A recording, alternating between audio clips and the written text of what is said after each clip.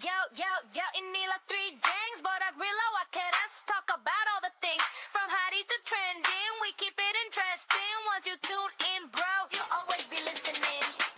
Yo, inilah three gangs, but I realize what can us talk about all the things from hottie to trending. We keep it interesting. Once you tune in, bro, you'll always be listening.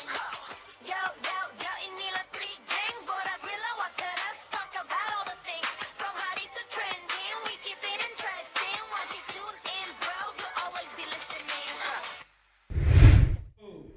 Assalamualaikum warahmatullahi wabarakatuh. Waalaikumsalam warahmatullahi wabarakatuh. Dia memang tiap kali podcast buat hal. Asal lagi kat korang aku dulu Lagi sekali Assalamualaikum warahmatullahi wabarakatuh kepada semua peminat-peminat Three Jangs. What's up, guys? Okey. Yang pada siapa yang tak kenal kita, Three Jangs. Okey. Aidil, Adam dan Shazwan. Okay, so jangan lupa subscribe, like dengan komen. Okay guys, kita perlukan support anda. Okay, jadi banyak-banyak support. Okay, banyak-banyakkan likes untuk kita. Okay, can. Alright, so for today topic that we are discussing, Dil? Work experience. Okay, work experience. Okay, One. Okay, begin aku Okay, boleh. Let's see. Okay, aku punya first job ever. Okay lah, in Singapore, when I was in secondary school, aku start dengan F&B. I think normal lah untuk budak-budak F&B semua. Tapi budak-budak secondary school cari kerja part-time. Kita akan cari kerja KFC lah, McDonald's, Pastamania. Wow. Pizza Hut, semualah F&B dulu. So for me, aku dulu primary 3 pula, secondary school, secondary 3 lah tak silap. Aku kerja dekat KFC. First dekat Woodlands, dekat 888 Plaza. Korang tahu tak kat mana tu? Mana? Triple A Plaza? Yes sir. Mana siap tu? Kat Woodlands. Woodlands. Dia tengah-tengah Causeway Point dengan MRT. Dia macam kat tengah-tengah. Triple 8 situ. Oh, okay. Tak tahu. Yes. Okay, so first aku punya kerja kat KFC. Then we were moved to Guthrie House, 6th Avenue. It was a new location at that point of time. And aku dengan aku punya kawan-kawan sekolah were given the opportunity lah to go to this new location to be the openers, the first batch to work there lah. Wah, syok lah pasal benda semua baru. So kind of gerik lah. Tapi as time goes on, kecoh lah. Makin ramai orang tahu kat situ dah ada location baru kan lah. Makin ramai makin hektik lah. Banyak-banyak. Pasal lagi 6th Avenue situ banyak-banyak orang putih kan. Jadi diorang punya standard of customer service that they expect from us is quite up there, boleh kata. Then forward, moving on, aku quit KFC. Aku kerja kat Pastamania pula. Tapi tetap F&B juga, kerana at that point of time tak ada benda lain aku rasa. Power. Okay. Itu je lagi? Tak lah. What do you guys think so far? Macam korang ada share experience sama-sama tak? Macam dulu secondary school kerja F&B ke? Oh, aku sekolah tak kerja F&B tu. Retail ke tak ada? Tak ada. Tapi adalah nanti. Nanti aku akan bahaskan. Okay. Adam? Ada. Okay. Ada. Better. Okay, so after that, okay, so all of this since asyik kerja dekat F&B je. When I was already in after NS lah. NS, that was my third so-called income, source of income job aku, okay, kalau korang tengok aku, korang nampak aku punya mata kero sikit kan.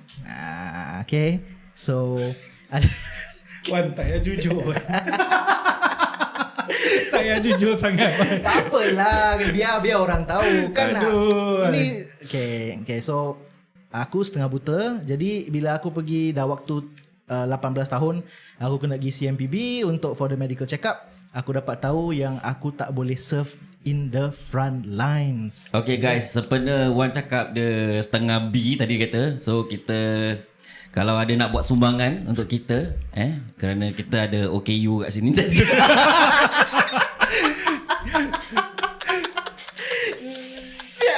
panggil OKU kan. Okay, tak apa. Gurau saja gurau. Tak apa, aku dah biasa. Memang dah biasa. Okay, tak apa. So, because of that information that aku dapat daripada CMBB, aku a bit sedih lah at that point of time. Alamak, apa yang aku tak boleh buat adalah NS. So, aku was classified under PES E1L9.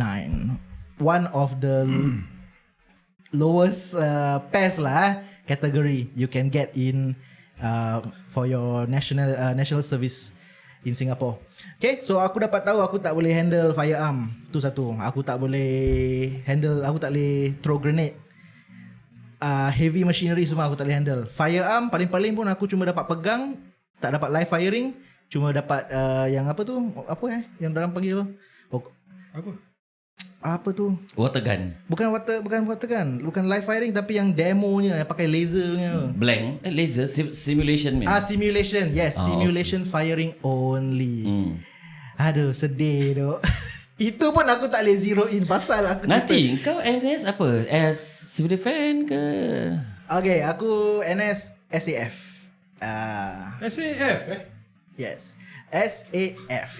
Okay, so aku SAF tapi okay, aku cerita dengan korang kelakar sikit, kelakar seram bila part yang simulation firing tu. Aku mata buta kanan. So aku pegang rifle macam gini. Aku tengok down the side, aku tak boleh nampak apa-apa tu. So bila sergeant kat belakang aku, dia panggil aku recruit, can you zero in? Cannot sir, I cannot see anything sir. Dia macam, what do you mean? I half blind sir. Dia macam, serious lah? Cakap, why they ask you to come here? Terus aku macam tak tahu apa nak buat. Aku just zero in aje lah apa-apa aku nampak. Aku dah zero in, dah salah zero in dia. Okay, sabar. Kita nak stop sini. Zero in tu maknanya apa? Okay, so zeroing means kau nak make sure kau punya depan punya of the rifle kan, kau ada depan kau punya sight yang kau tengok look down sight. Dan dengan belakang punya sight tu is zero in lah. So macam whatever you are pointing at, that's where the bullet will go. That means kau nak kena target. Kau nak kena adjust kau punya sights lah. Kau punya sights tu. Okay. So bila aku dah buat gitu, aku punya zeroing dah salah. Rabak lah. Dah way off lah. So bila sergeant nampak aku tengah terkial-kial kat situ, dia turun lah, dia tolong aku. Okay, come, I help you.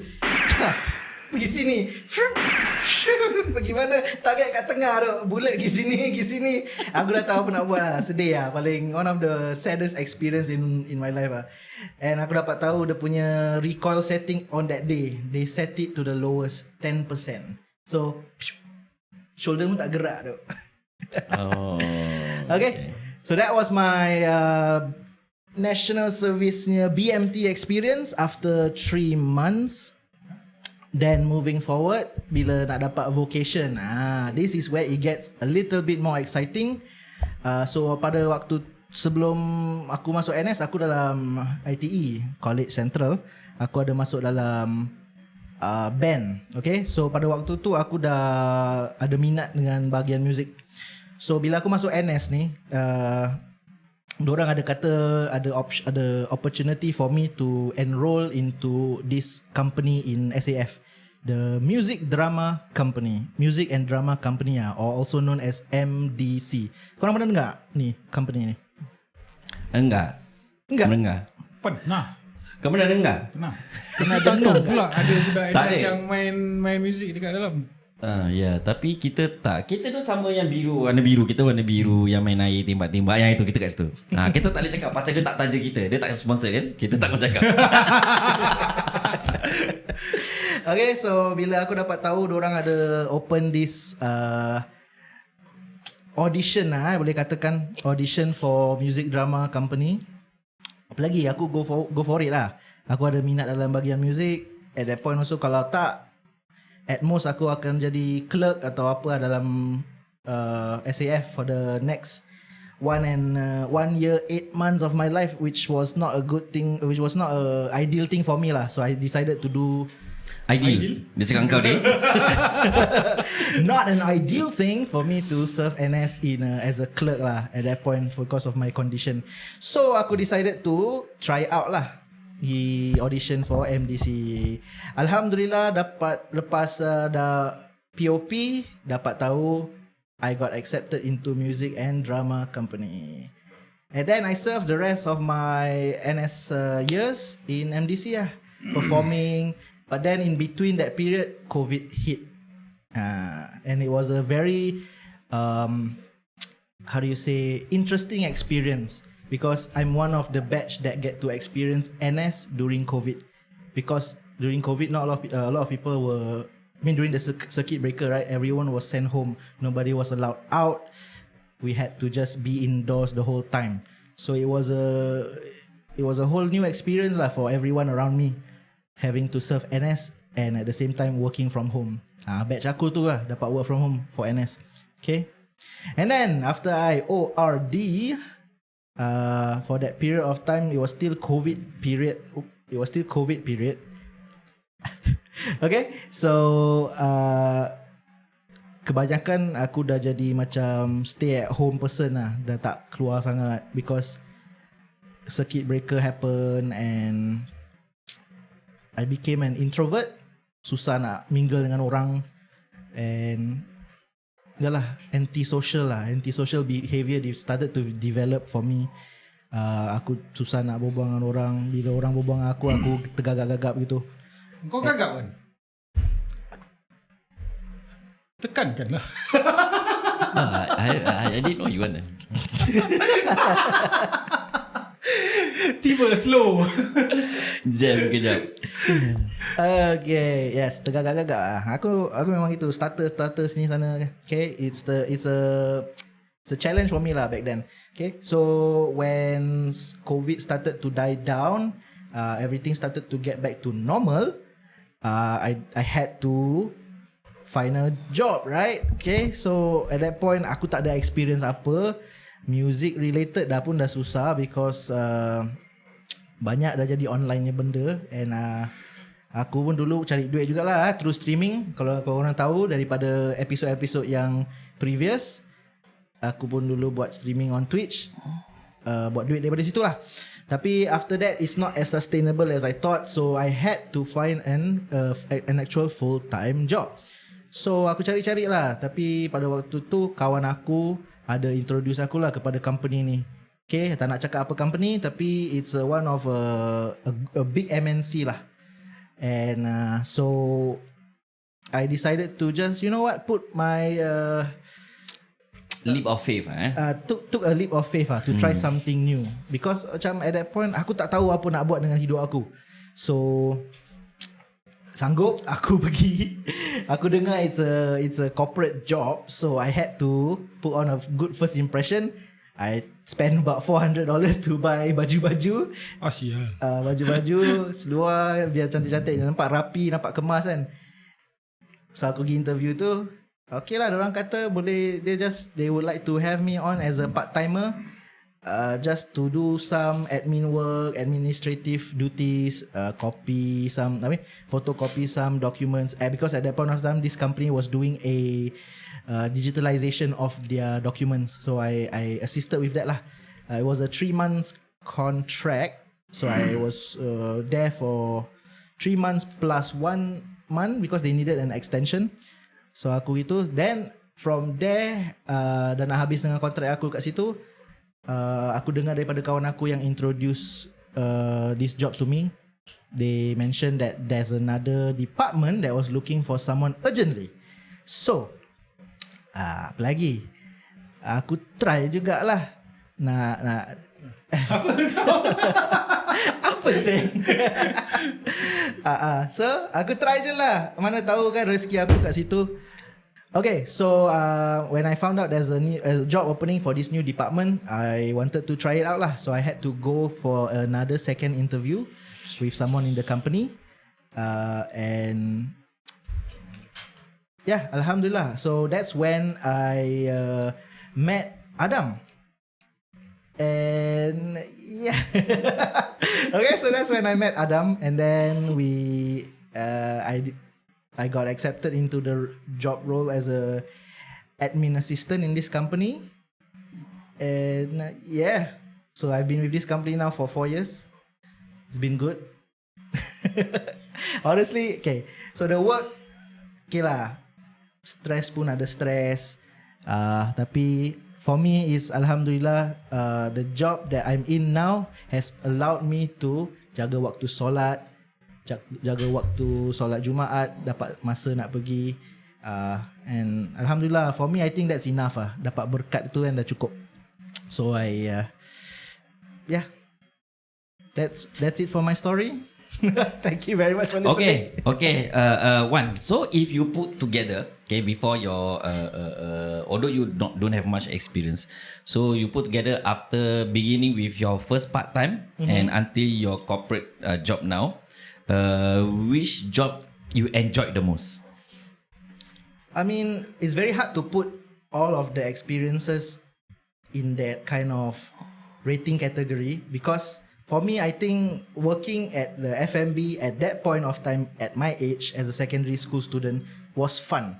But thinking back, if I were to do that now as a 20 plus year old person, Wow. What? I think I would not enjoy it as much as I would have back then, because commitments nowadays versus commitments back then are totally different. I was a student back then. I had not much commitments other than just to study and pass my exams. But now I'm a working adult, working at an FMB, trying to make means as a breadwinner for my family. I don't think I would be able to do that lah. I mean, I think it's possible, but it would be a bit more challenging lah. Having to layan, I mean, the frontline duties, facing customers, all this. Knowing myself after going through COVID, I became an introvert. It will be a challenge for me lah, to face people, to talk to people every day, taking orders or whatever. So I think where I'm at now as an admin assistant in this company is a more suitable role for who I am now. Okay. So thank you for sharing. Mantap bosku. Okay, thank you Wan for sharing. Okay, come next, Deal. Alright. Kau dulu lah, Adam. Engkau lah dulu. Tolak balak. Akunya first experience during my school time I think aku start umur 15 tahun lah. Kita start part time dengan buat kerja bertukang, babe. Bertukang. Bertukang? Apa tu? Apa tu? Bertukang lah, kerja buat repair sekolah. Oh, mechanic work ah. Something like macam more to handyman in school lah. Handyman. Okay. Okay. Kat sekolah? Sekolah, babe. Sekolah kau ke sekolah lain? Sekolah aku. Dekat situ aku sekolah, dekat situ aku kerja. Berbayar tak? Bayar lah. Adalah gaji. Okay. So dari situ lah kerja kita dah biasa. Sampai aku umur 18 aku kerja dengan arwah cikgu ni lah sebenarnya. Dia yang tarik.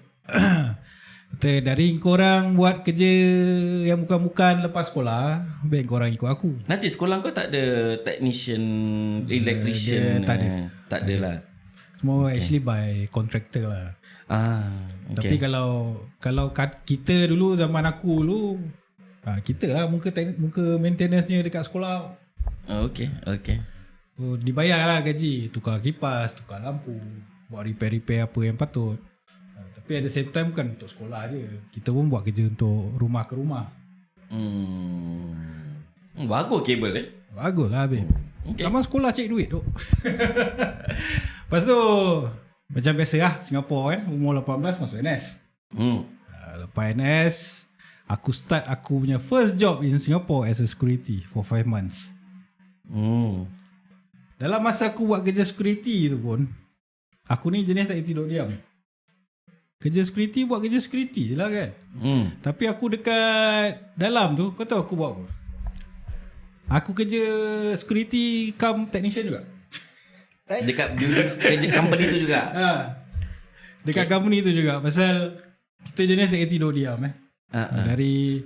Dari duduk bosan 12 jam kerja, aku pun pagi minta permission lah. Masuk chalet ke chalet, aku tukarkan lampu, aku buat repair doorknob. Tapi bila kau buat kerja ni, siapa yang jaga sentry? Siapa yang jaga yang kat depan? Tak ada orang. So aku yang akan berlari je. So aku akan cari time yang sesuai untuk aku tukar-tukar barang yang rosak kat dalam chalet tu lah. Sebenarnya dia ada je technician dia. Kita just give a call. Tapi macam aku ni cepat bosan tau kerja. Lagi-lagi kerja security 12 jam. So after 5 months tu lah bermulalah langkah masuk dunia technical. Aku cari kerja yang actually recommend by pakcik aku lah. Kita started as a handyman untuk this company. Daripada handyman tu aku upgrade handyman ke technician, sampailah post aku sekarang ni. Aku dah kerja in this line dah almost 20 years. Alhamdulillah. Sampai sekarang. Lama geng 20 tahun. 20 tahun babe. So tu untuk aku. Untuk kau Adam. Short je babe. Cerita aku tak panjang. Alah, banyak apa pengalaman dulu. Ni okay. Okay, alright. Okay, jadi untuk saya okay, diorang start NS. Okay, saya pun mula 14 tahun. 14 tahun, okay, dulu kerja dekat Night Safari, one of the F&B lah. So kita start dari situ. So I started from there. Then lepas tu F&B, then because it's too far away, then lepas tu I entahlah macam mana I kerja. Tapi all the way F&B sampai ORD. Okay, so I have after that I work with this company. It's a Indonesian buffet company, restaurant. So bukan racist tapi that point of time kita banyak budak Melayu. So macam bos pun okay, kawan gerik, susah datang. Kalau dapat colleagues gerik, bos gerik, tu susah datang. So walaupun kita part timer, tapi kita macam permanent part timers kat situ. So sentiasa macam hari-hari pergi kerja. So kita dah lepas sekolah pun kita tetap pergi sana. Tapi bahagian waiter lah, kita tak boleh masuk bahagian dapur, pasal kita tak ada insurance lah, something like that lah. So then I masuk NS. Tapi lepas NS tu I was finding job, but I still continue working with that Indonesia restaurant lah. Okay. Then tapi sekarang dah tutup lah. That restaurant already closed down for now. Then lepas tu I found a full-time job, which I am not good at actually. Okay, aku pun macam bosan pun macam dia. Actually I was also like I cannot sit still. I think I am more of a people person. I'm a more people person. Okay, then the things that whatever I am not good at, I will tell myself I can do it. But if I really focus, if I tell myself I can do that, I will do my best lah. Tapi I will do my best. But the thing is, then after that I will macam dah boring lah. Because I like macam dah sampai, dah achieve kan. Then lepas tu I took up safety course because my friends recommended me lah. So and that course duration was like 9 months long. 9 months long lah. Then lepas tu I dah graduate, then I want to find something in the safety line. So my friends, that point of time, my circulation of friends ramai semua budak-budak safety lah. That time macam safety very hot gitu lah. Then I got into this company macam yang orang cakap ni MNC corporate job ni, okay, warna biru ni. Okay, company warna biru ni. Okay, then after that I tried there. Okay, so I was being one of the safety personnel lah. So I started there. Safety personnel Safety personnel, yes. Tak tahu pula aku. Aku tak pernah pula dengar cerita ni yang tentang kau dalam safety-nya line dekat di company biru ni. Okay, so yang sebelum kat company biru, okay, kejap internal. So yang company biru ni, yang sekarang kita punya current punya kepala tu, dulu dia tak ada. Dia dulu tak ada. So kita were one of them and kita campur safety dengan training sekali. Dia kira dia baru lah dia kira baru lah. Dia baru lah. Oh, dia baru kan, baru lah. Okay. Okay, then after that I worked there only for I think 1 year plus or 2 year plus yang Kelab Biru ni. Then I got another opportunity. I graduated my diploma. Then I got a new offer, terbang kerja dia terbang. Cantik. Tapi tak boleh cakap nama, tak boleh. Pasal dia tak taja, dia tak sponsor kita, tak boleh cakap nama lagi Nak sekali. minta sponsor. Okay, itu OKU tu. Okay, jadi yang ini okay lah, dia pakai yang blazer, pakai tie. Kerja handsome lah ni.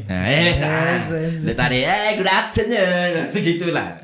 Lepas tu I work there for several years, and then I quit and left.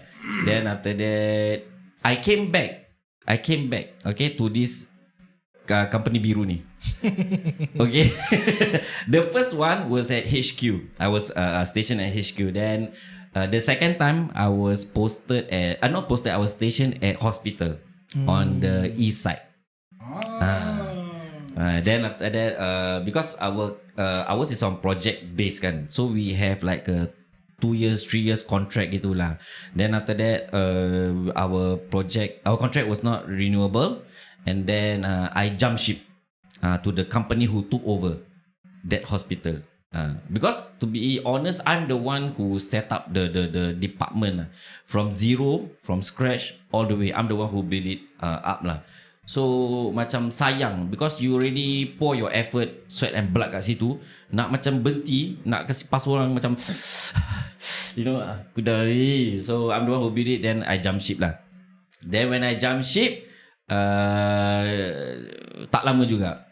So I don't really like it. Dia punya policy, dia punya orang-orang lain, totally different lah. Dia punya culture is totally absolutely lain. Then I work there, continue to work there about 2 years 3 years. Then lepas tu I cannot take it, I resign. I resign. Then lepas tu orang yang company biru ni call I balik. Nak tak kerja balik? So dah masuk berapa kali tu? Ini dah ketiga lah. 3 kali. Company biru ni very hot stuff tu lah.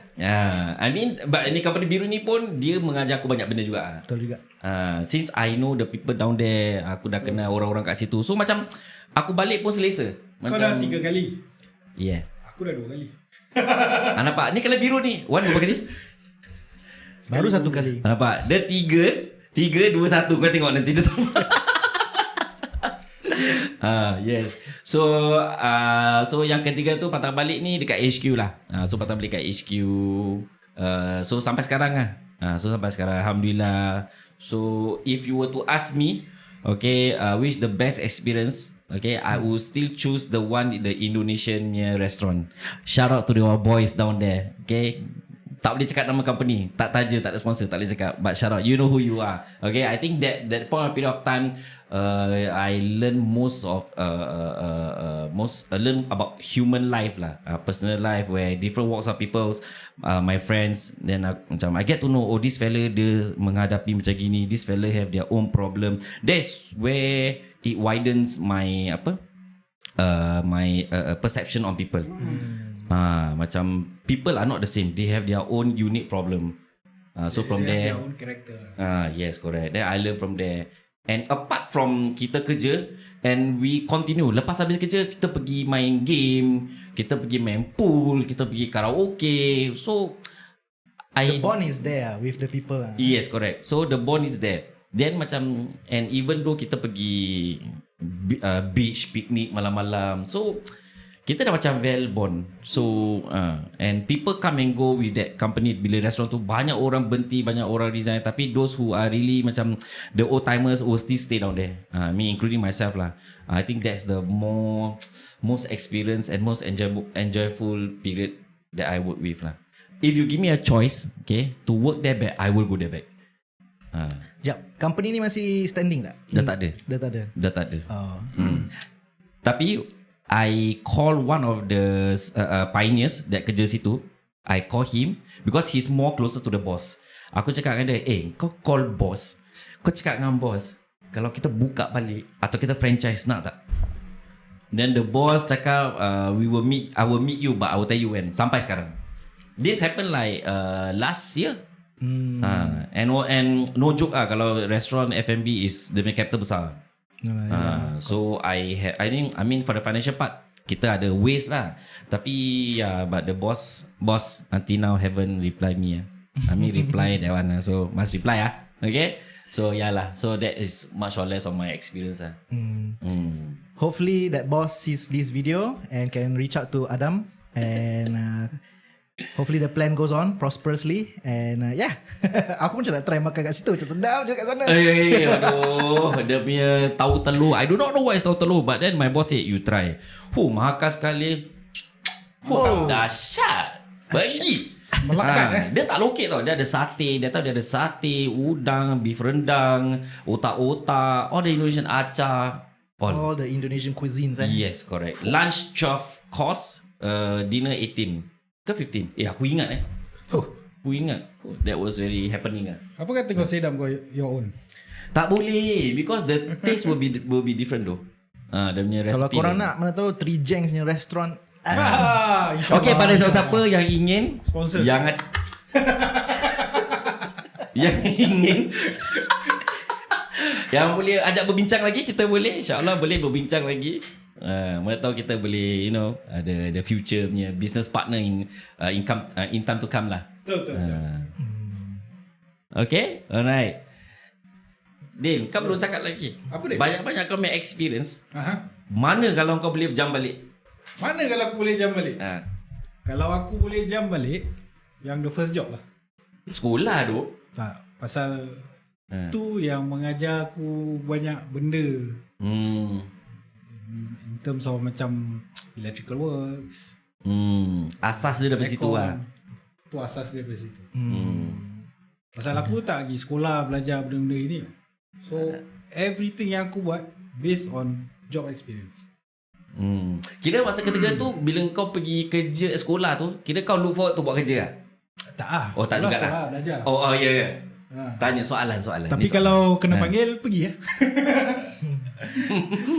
Okay, boleh. Alright. One. Adding on to my story, because I got inspired by Adam's story.